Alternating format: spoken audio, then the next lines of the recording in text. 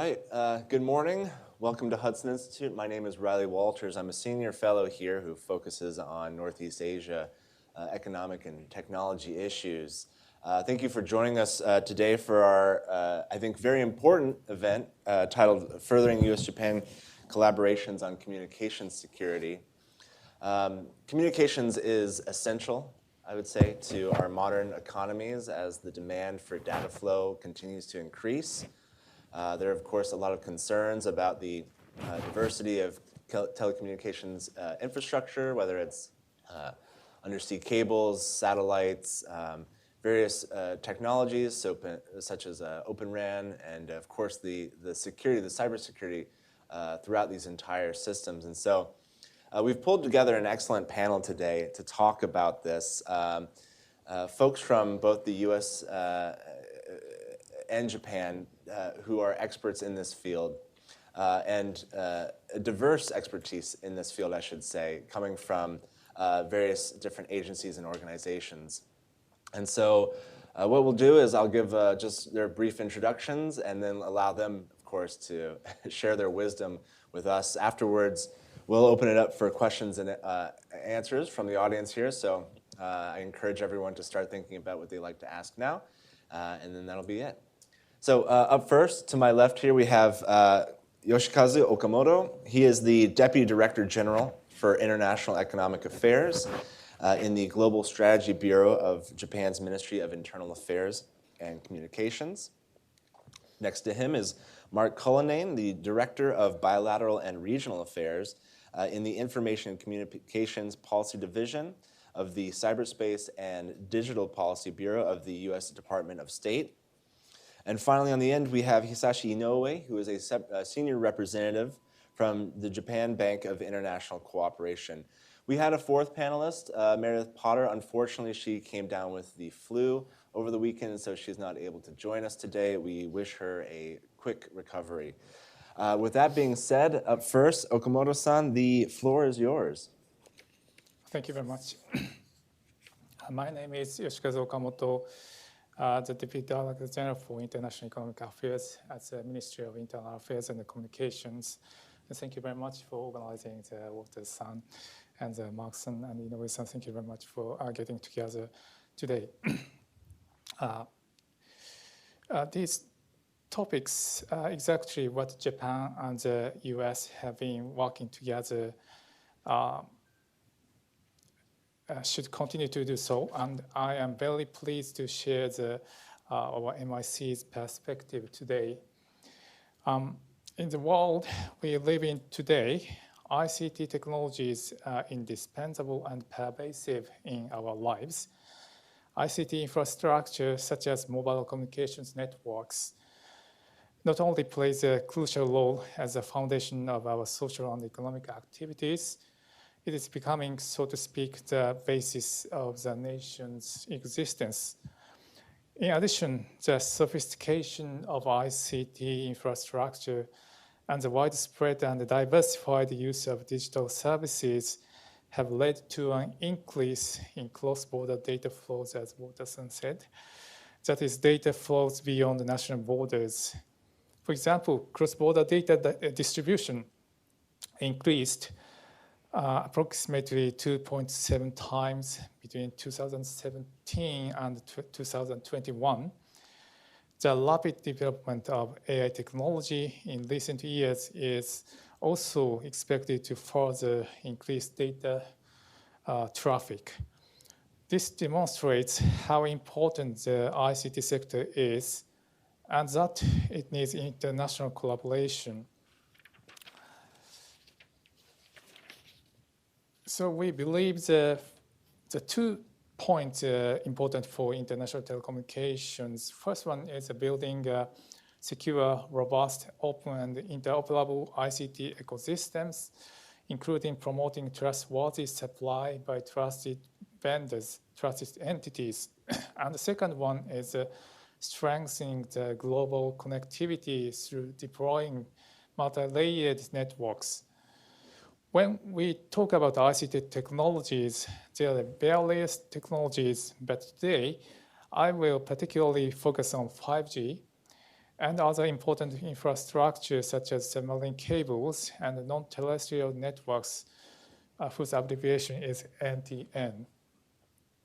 With 5G networks, we understand openness and interoperability are essential.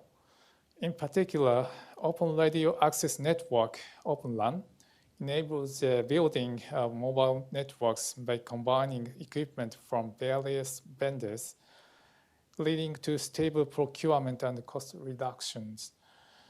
In a legacy system, LAN is proprietary, where a single vendor provides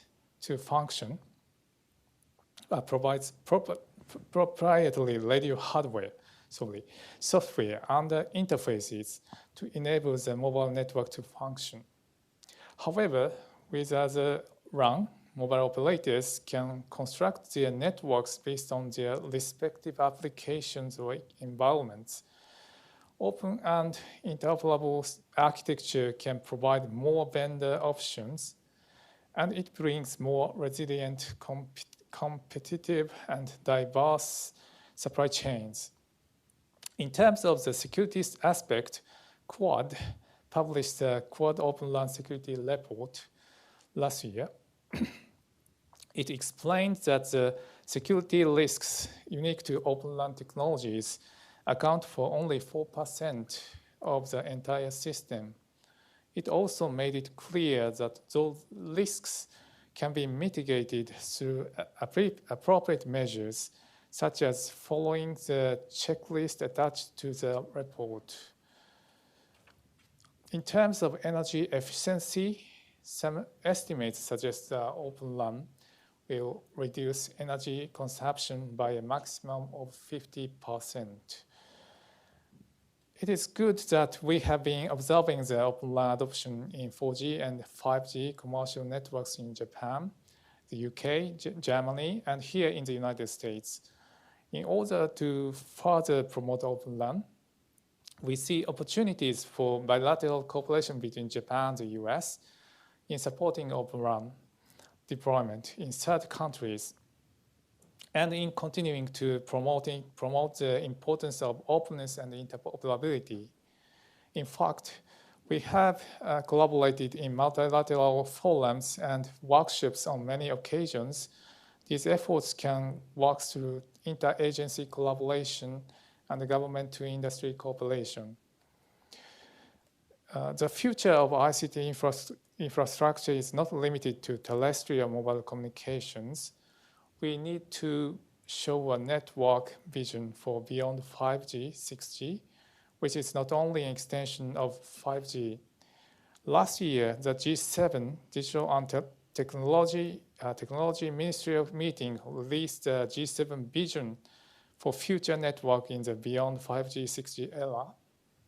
G7 digital and tech leaders agreed network connectivity should be enhanced through developing and deploying multilateral networks with terrestrial networks, submarine cables, and non-terrestrial networks, such as low Earth orbit satellites and high-altitude platform station, HAPS. They also recognize the importance of seamless interoperability between these networks. It is said that optical submarine cables account for about 99% of international communications and are very important for ensuring improved digital connectivity. It is necessary to secure safe routes for transoceanic submarine cables, ensure route diversity and redundancy, and promote cable installation, maintenance, and operations by reliable operators. If we believe network coverage as three-dimensional, NTN will also become crucial infrastructure. An example includes HAPS and satellite constellations. In addition, the US, Japan, and 8 other countries released last month the joint statement which endorses principles for 6G and advances R&D and standardization of 6G technologies. One of the principles included technologies that leverage NTN, such as satellite and HAPS. HAPS is an unmanned base station platform that floats in the stratosphere.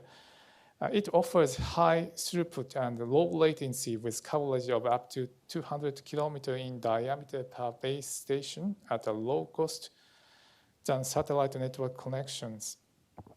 5G and future beyond 5G 6G services can also be provided through hubs. In fact, companies in Japan have successfully demonstrated 5G communications through hubs using commercially available smartphone terminals. A satellite constellation is a system in which a number of satellites are launched in low Earth orbit and operated in unison to enable high-speed, large-capacity communications by satellite.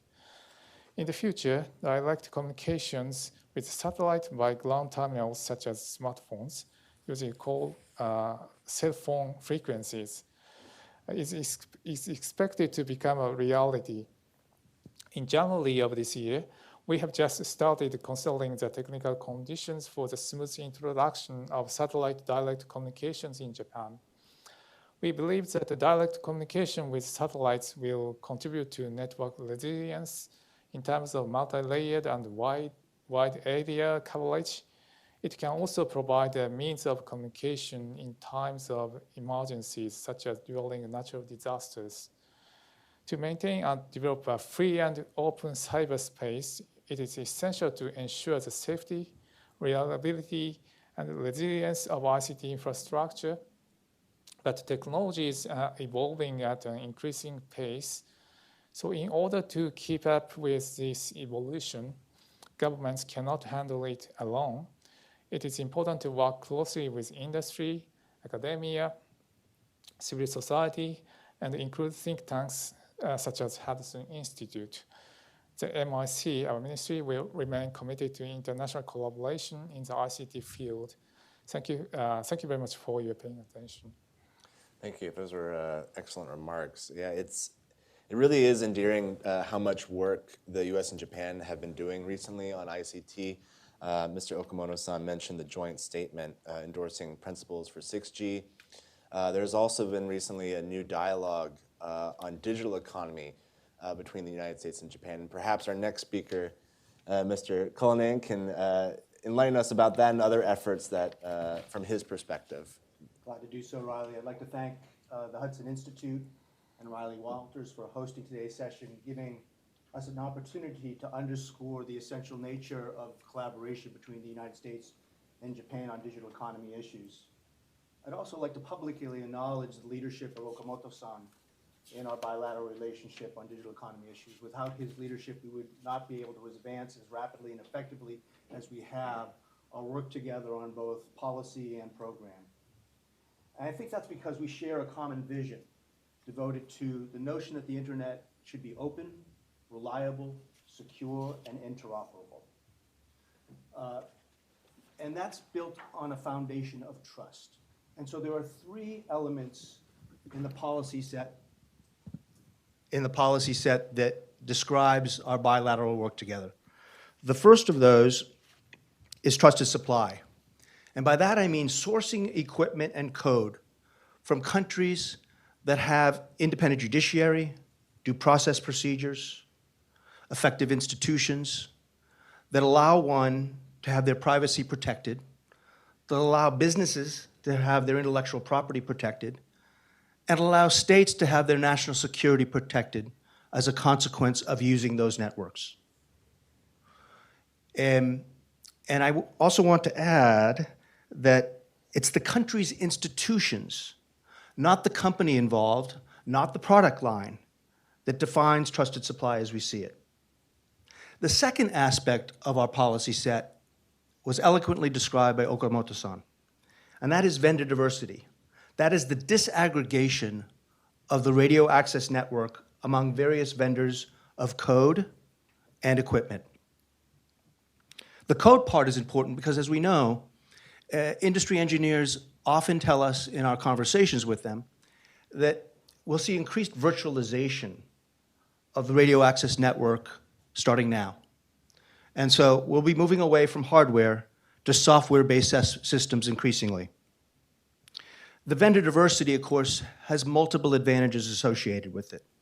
In addition to those that Okamoto-san underlined, there is the economic development, economic growth that occurs when you have more innovation provided by small, medium, and large businesses in the ecosystem. There is increased price competition because more than one supplier is meeting your radio access network needs. And then that, of course, prevents vendor lock-in. So you can update, innovate over the period of the system's usually 7 to 10 year depreciation period. You're not waiting for the end of life to do an update. And this will become increasingly important as we approach the beyond 5G policy and engineering set. The third pillar is an extension of the trusted supply argument across the ICT ecosystem. It's a holistic approach to trusted supply to involve not only wireless, but also cables, both undersea and terrestrial, data centers and cloud services, and satellite systems, GEO, LEO. Why? It really makes no sense to be focused exclusively on wireless if the data centers that store our information are also not secured. If the submarine cables, by industry estimates carrying as much as 99% of our information internationally, are not also secure, and if the LEO and GEO satellites that receive and send signals are not secure. It's a matter of logic. We have advantage by the simple and plain fact that matching our bilateral cooperation between US and Japan is a very rich binational cooperation, and that is commercial. I give to you 4 examples, and this is just one of many. NTT Docomo has a program called OREX, which involves 10 major US companies providing code and equipment to deployments with NTT Docomo. NTT Docomo announced with NEC on February 26th of this year a joint venture that will be extended globally. And so we will soon see more global footprint to this work together. I'd like to give you two examples of our collaboration. One is the Open RAN Academy in Manila, which has trained upwards of 1,000 engineers, the next generation of leaders in the field in Open RAN technologies, or the approach to technology. The notion is we shouldn't just be focused on deployment, but we should be attentive to the skilling that's necessary for emerging partners like the Philippines to engage productively in this infrastructure.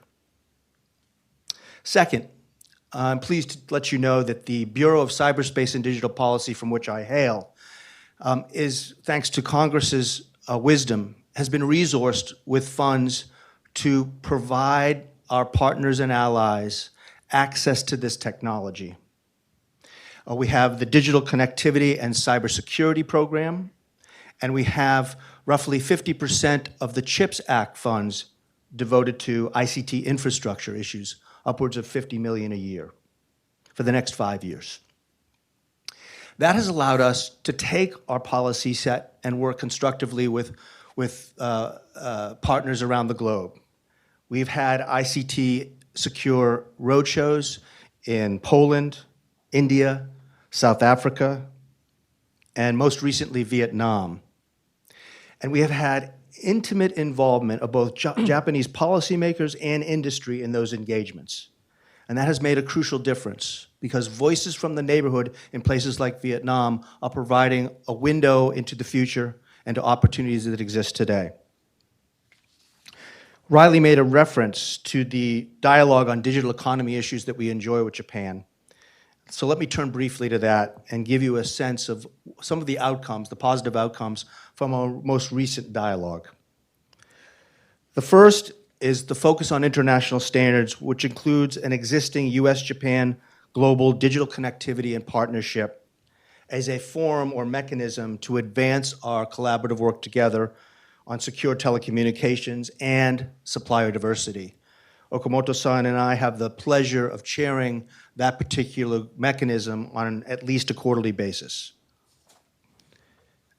Second is a desire to support trusted deployment of ICT infrastructure in third countries, especially 5G and Open RAN, as well as undersea cables.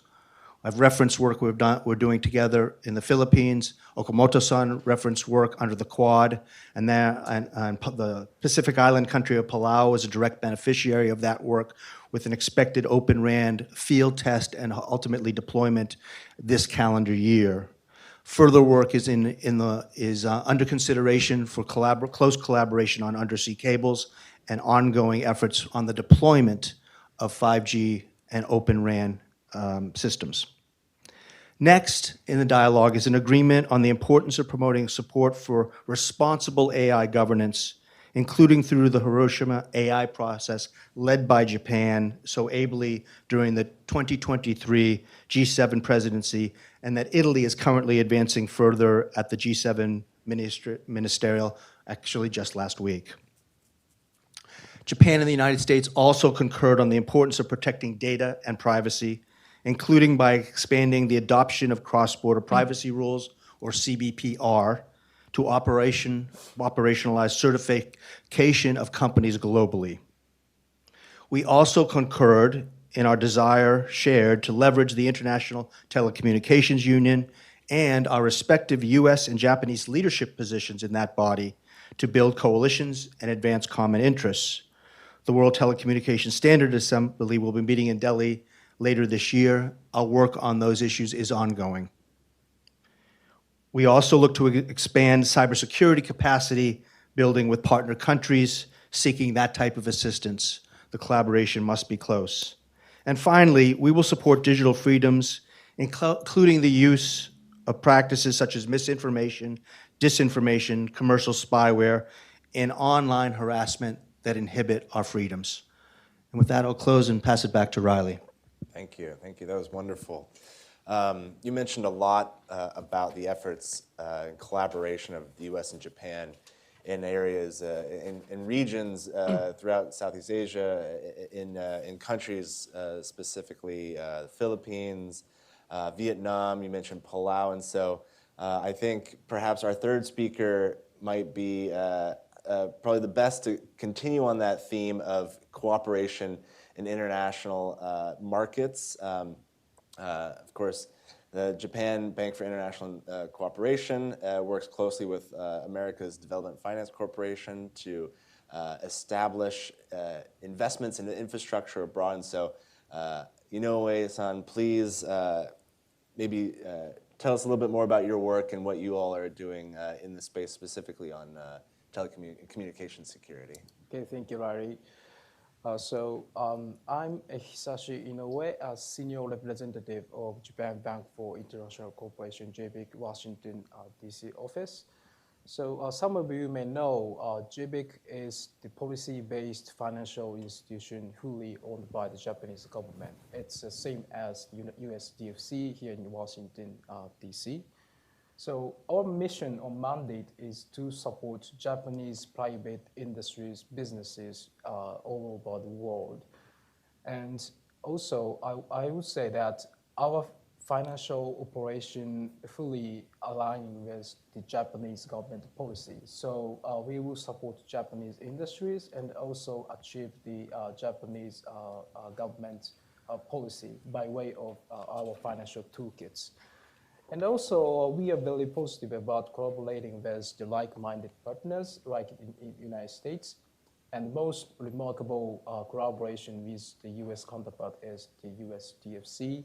We signed a memorandum of understanding with USDFC in 2018, I remember. And we expanded our collaboration, area of collaboration gradually, and ICT is definitely the area of collaboration with USDFC. And in addition to that, I would like to introduce that we have a good relationship with other US public institutions like USAID or USDDA. Both institutions have a function of feasibility studies or technical assistance, so which develop the project at a very early stage. And when it comes to ICT sector, I like to explain two examples at this moment. The first one is the submarine sea cable support.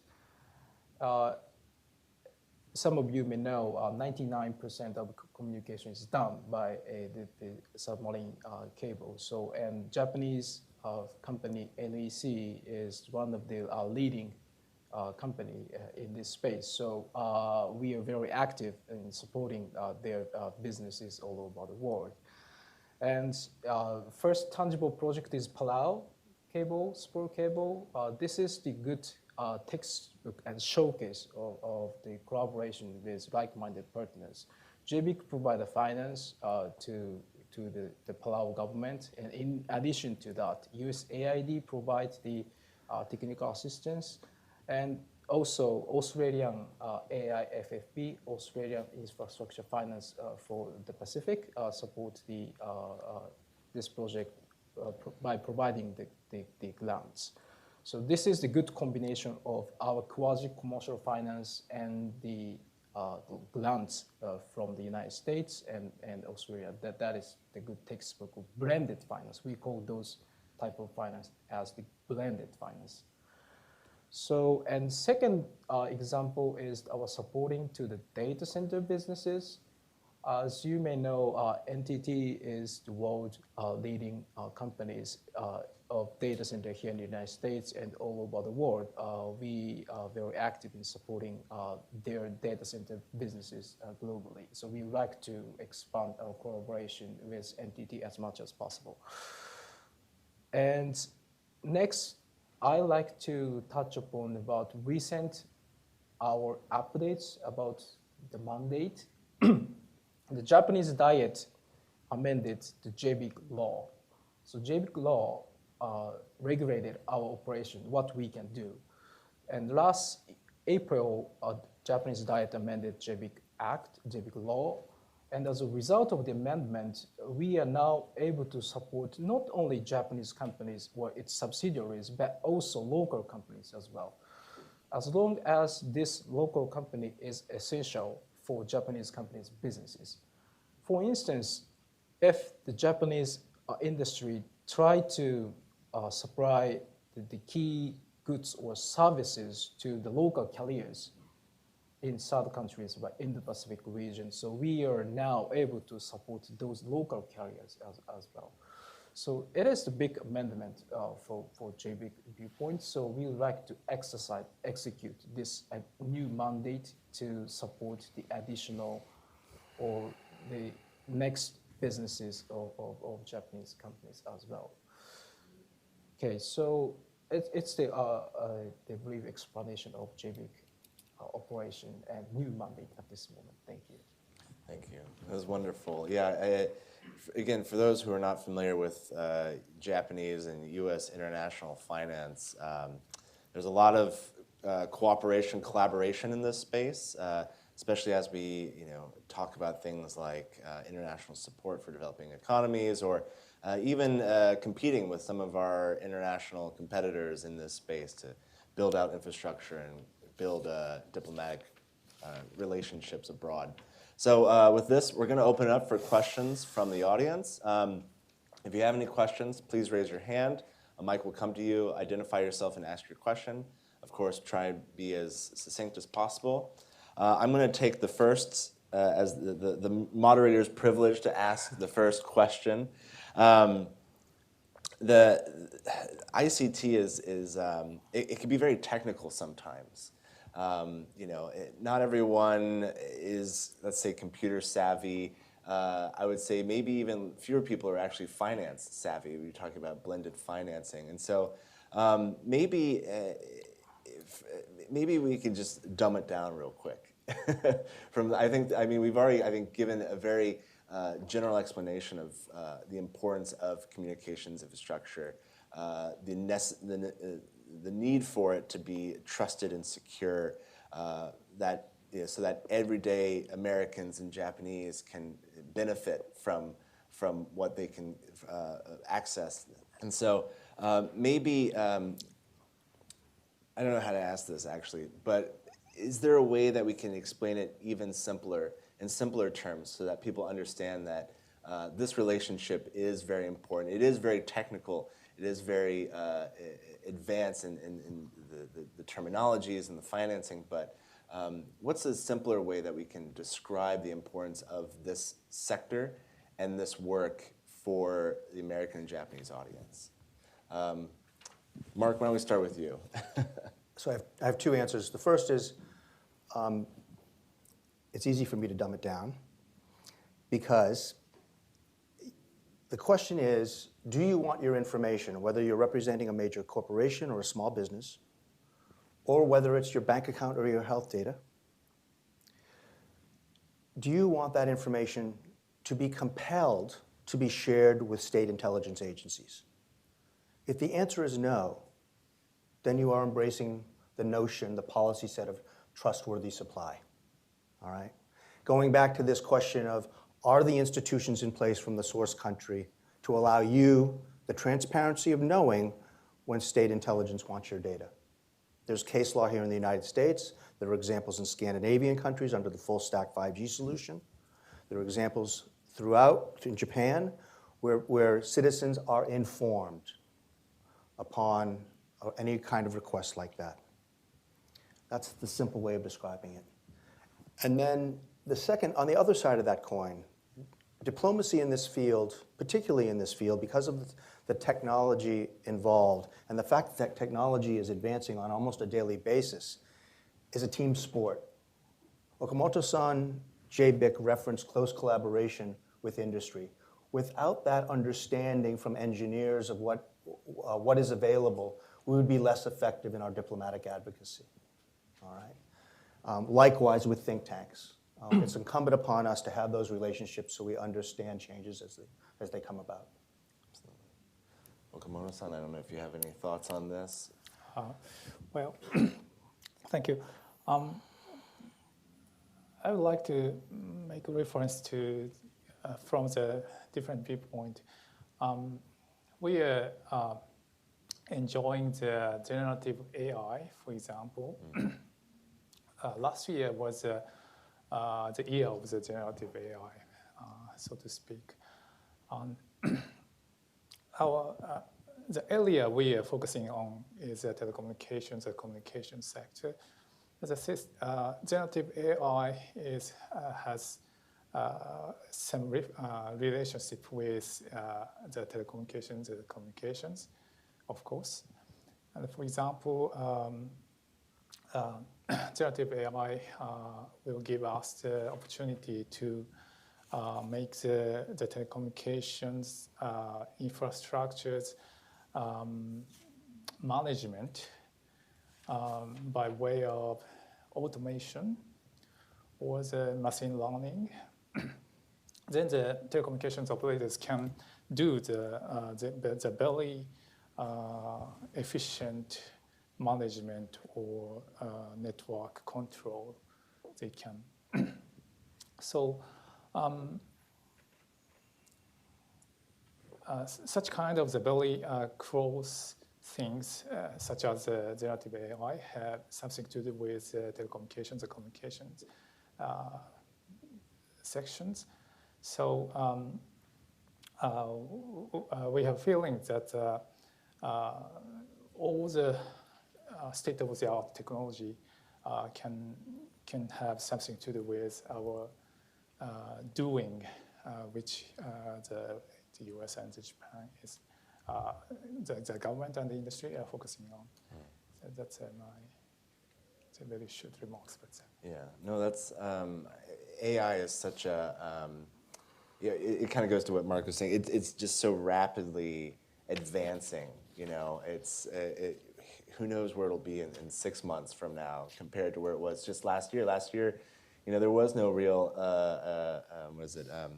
ChatGPT, right? There was no Sora last year, and so who knows in the way that this generative AI can transform not just our daily lives, but of course the communications infrastructure that sort of underpins, that connects all of this as well.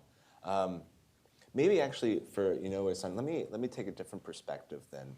We've sort of talked about the need to how do we discuss these issues domestically, but as an organization that deals internationally, how do you make the argument internationally that those countries in particular need US, Japanese, and Australian and other trusted vendors, technologies, in the face of pretty strong competition, whether it's through diplomacy or even from a finance point of view? Okay. So firstly, I would like to emphasize that the importance of the multilateral cooperation is still important when we reach out to third countries. So if myself or JBIC itself go to the host country, it is JBIC opinion. But when it comes to create the one voice with like-minded partners, it's a bit more powerful. So when we try to reach out third countries, we always create the nice group, like-minded partners, and explain our opinion. So I would say that is first point. And if possible, we can show some demonstration, so that would be more powerful. So in this respect, Mark-san kindly mentioned about the USAID's Asia Open Land Academy. So that is the good showcase, how to describe and how to show our presence to the Indo-Pacific or third countries. That is the first point. And second point I like to mention is that when we're reaching out to private companies, now they are recognize the importance of ICT business or cybersecurity issue as the issue of ESG issue. So everybody knows about ESG when it comes to climate issue or something like that, but how to defend ourselves from malicious attack or misinformation, disinformation, those are the issue of the governance. So if the company have the nice internal system of ESG, the corporate value will increase. So if, on the other hand, if they fail to defend those malicious attacks, the corporate value will decline. So this is now the discussion of ESG. So that discussion is understandable for private businesses. So not political decision, you are inside A side or B side, that's not the discussion. So this is ESG discussion, to maximize the corporate value. So that would be the good argument when we reach out to private businesses. That's my impression. I think another way to kind of describe what you mentioned at the end there is, sort of cyber hygiene as a matter of corporate value, whether companies are considering their, if a company, it's reported that a company gets hacked, what kind of effect does that have on the future of their business? Yeah, it's certainly important. Any questions from the audience here? We'll go right here. Thanks. Hi, I'm Craig Singleton from the Foundation for Defensive Democracies, where I lead our China program.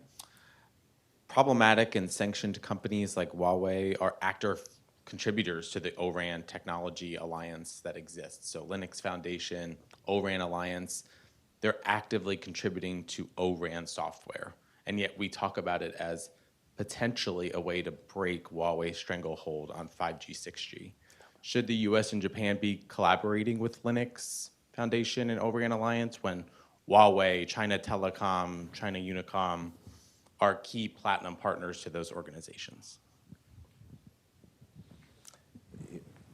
So the policies that I described to you earlier, sir, remember the foundation, trusted supply, based upon independent judiciary due process procedures, okay? So while Linux may be contributing, the fundamental issue, is it trusted supply, all right?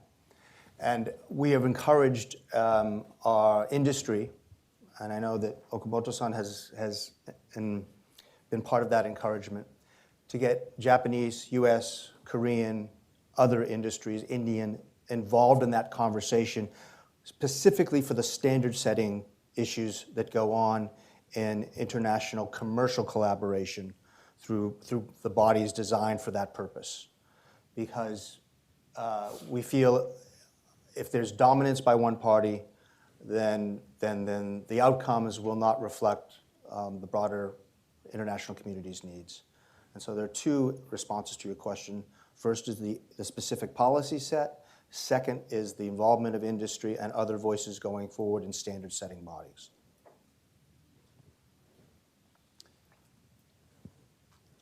All right. Another question that I have is then, since we're on the topic of cybersecurity, there's a lot of discussion, I believe, at least within the United States. I don't know how far this discussion goes in Japan, but the idea of building a network built on zero trust, in fact. So establishing certain standards that ensure that any sort of provider or procurement of technologies within the United States are developed in the knowing that eventually you're going to get hacked. You know, cyber incidents these days, it's not a matter of if, it's a matter of when, right? So eventually your things are going to be breached. I actually had a personal cyber incident last week. And so, you know, does the discussion on the digital dialogue on economy and other discussions on ICT touch on this matter? Does it touch on building a zero trust network, and of course how the US and Japan can build on that as already trusted suppliers to each other? I don't know if Okamoto-san, if you have any thoughts on. Oh, okay, thank you.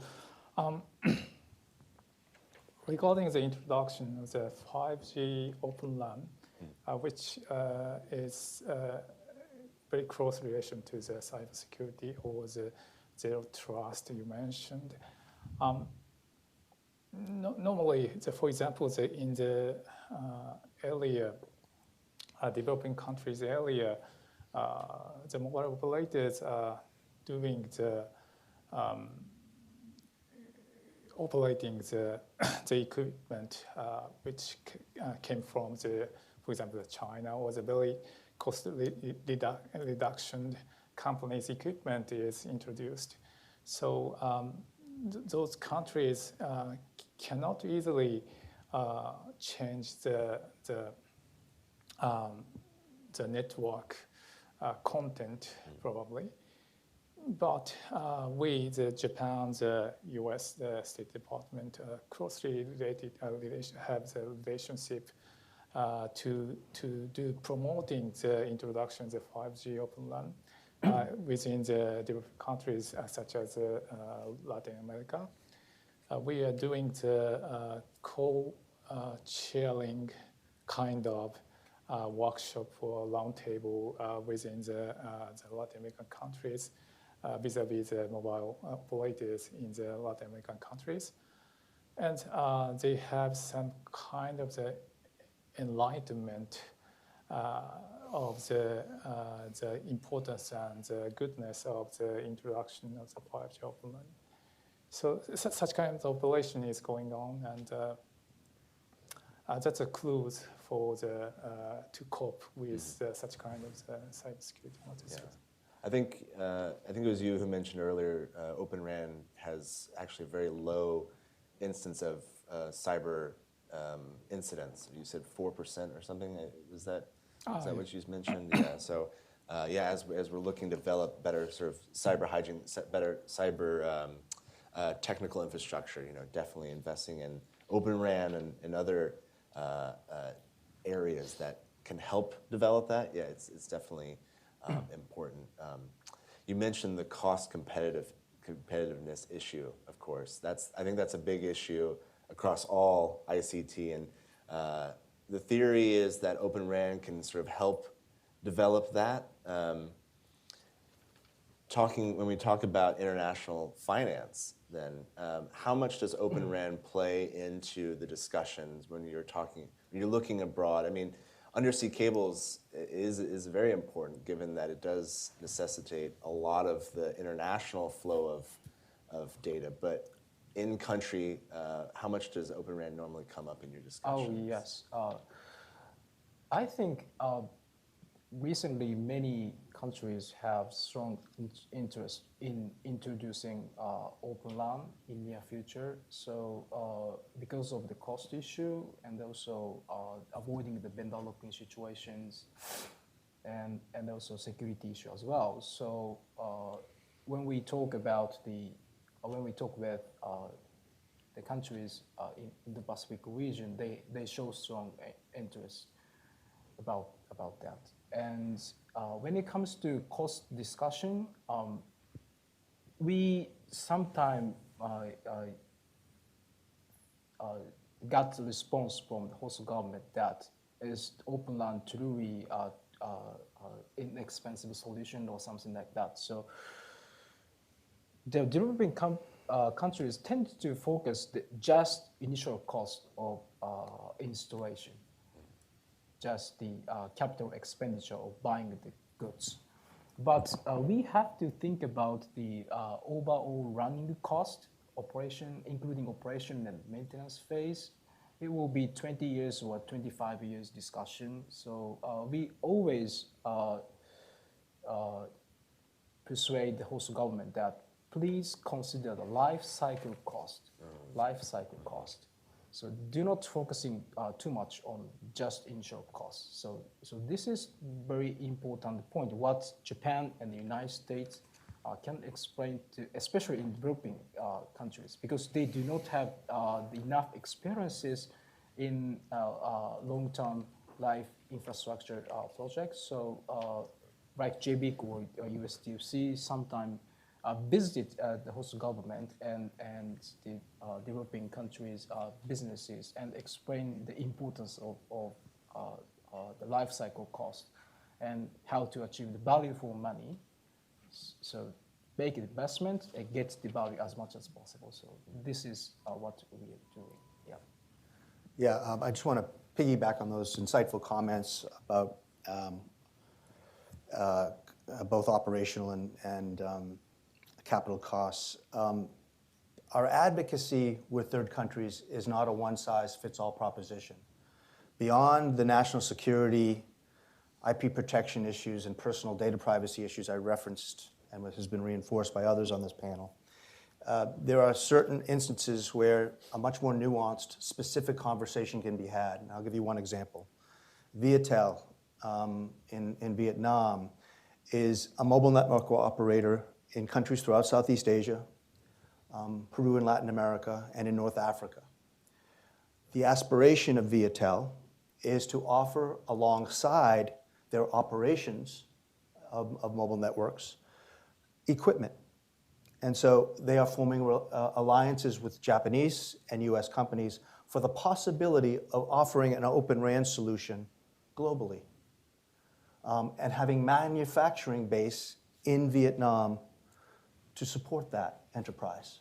They're adding a business line, they're building economic development locally, they're benefiting from innovation of Japanese and US industry partners. So it's a specific kind of arrangement that we can offer in certain countries. India is another example where local talent is able to produce the innovations necessary to offer not only to the largest market in the world, but also globally. And so the conversation changes country to country, depending on local circumstances. I do want to kind of ask more about that because I think in the grander discussion around ICT, it can sometimes be seen within the context of this is just another continuation of U.S.-China rivalry in the international space, right? So U.S. trying to find partners and allies to work to compete with Huawei, which of course is unfairly supported by its own government. It's undercutting vendors and suppliers all around the world. Some countries, of course, I think more hesitant to, of course, build that relationship with such an untrusty vendor. But others who see the cost competitiveness of their products and throw caution to the wind, I guess you could say. And so when we talk about the competition with China, sometimes we talk about within regional context, right? So Southeast Asia being a particular focus given the proximity to both Japan, China, and of course a lot of US interests in the region. Latin America, Africa, even Europe to a certain extent. And of course, Mark, as you mentioned, the argument, or I guess it's not one size fits all, right? For each country. Each country has their own diplomatic, economic, security, and other interests. And so I do wonder, how do we think about going forward in this partnership between the United States and Japan as we look to different countries to partner with? India and Vietnam, I think, are excellent examples. You know, India has been for a while now sort of seen as some of the potential scale as a competitor to China. It's a large economy, a lot of people, a lot of potential consumers. Vietnam is, of course, an emerging ICT space in Southeast Asia, along with, I would say, Malaysia, Indonesia.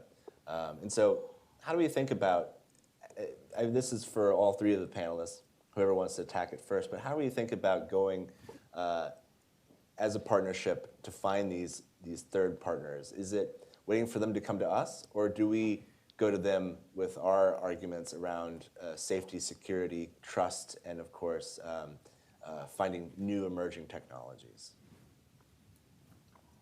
Me? Yeah, go ahead. Okay, so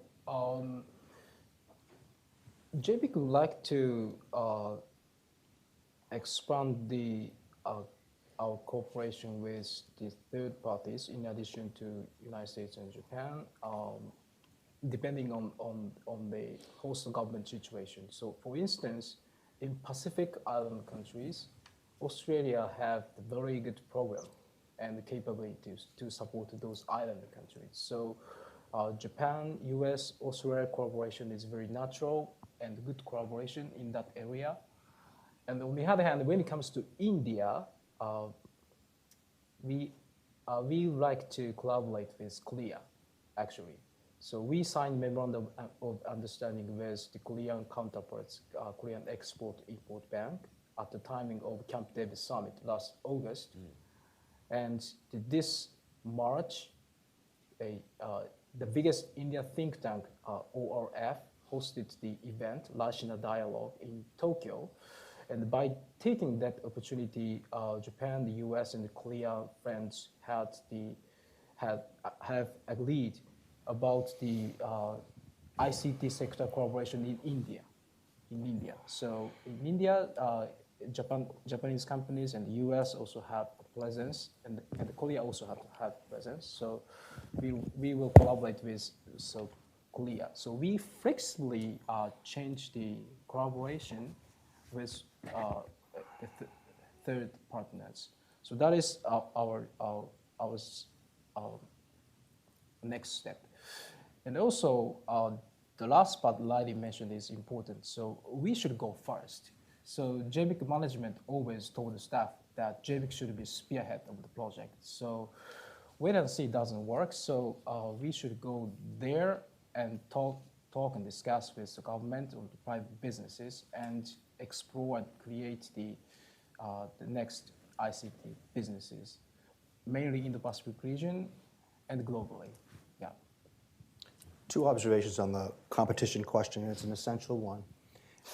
The first is my office, our bureau, we spend a heck of a lot of time wearing an Ericsson cap and a Nokia t-shirt. Because in many markets, mobile network operators are risk averse, they have very tight margins, and they want to go with something they have seen work. And so we associate the fine products that Ericsson and Nokia offered with the trusted supply. And so there is no commercial value for the United States in that regard. And I can legitimately say in my engagement, we believe the citizens of country X deserve the same protection allowed to the citizens of the United States in your network security. And so, and then that carries some favor, though we do honestly have to contend with the fact that there is a price delta in many markets. Significant subsidy are offered by the PRC. And that's very real. It's an extraordinary challenge, and that's why the importance of JBIC, Development Finance Corporation, EXIM, and counterparts from Japan and other countries is essential in this conversation. The second part of that is we know from conversations with some of the best engineers in industry that the beyond 5G conversation and development, that is 6G and beyond, will be based on open architectures.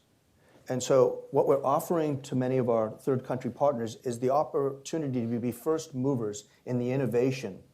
Vietnam is an example, India is an example, but there are many others. That's why the Philippines, Indonesia, Singapore are so interested. Increasingly, we're seeing our European partners come on board significantly with deployments scheduled by Vodafone in Spain and Germany, 170,000 sites. Okamoto-san, I don't know if you had a... Yeah, thank you.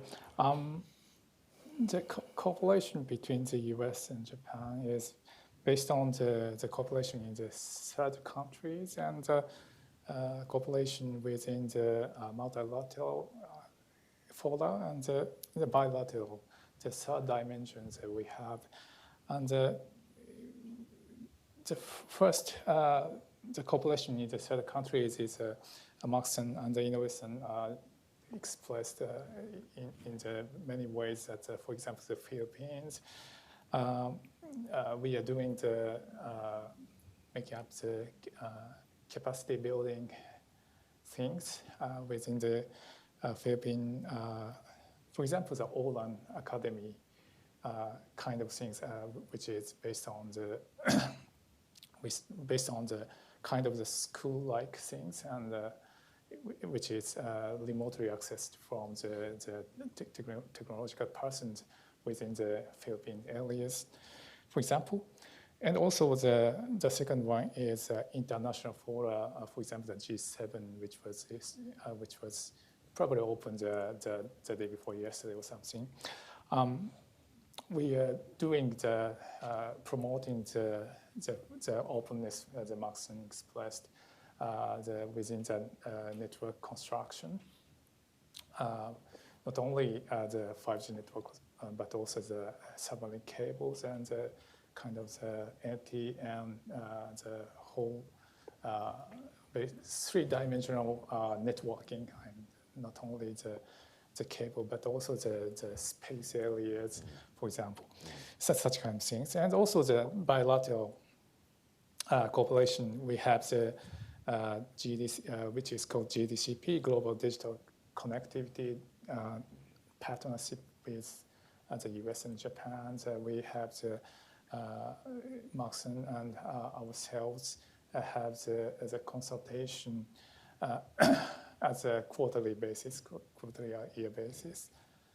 So such kinds of the things are very collaborated and multi-layered cooperation is now going on. So we're focusing on such kind of the very multi-layered cooperation we are hoping to do. Excellent. Yeah, I mean, I think as this event has definitely highlighted, there's a lot of different, very technical and somewhat complicated areas for the United States and Japan to worry about. But I think that our collaboration, cooperation is moving successfully. It's moving smoothly. I think we're progressing better than I think we've ever been. And so it's really endearing to see the relationship of the United States and Japan move on, not just communication security, which is important, but I think in the broader scheme of things on international collaboration, on diplomatic and economic issues as well. And so it's been really great hearing from the three of you, and of course your diverse areas of expertise. I hope we can have you all back here again, either at a public or private session sometime, but let's give a round of applause for the group, and thank you again for coming out to Hudson Institute today. Thank you.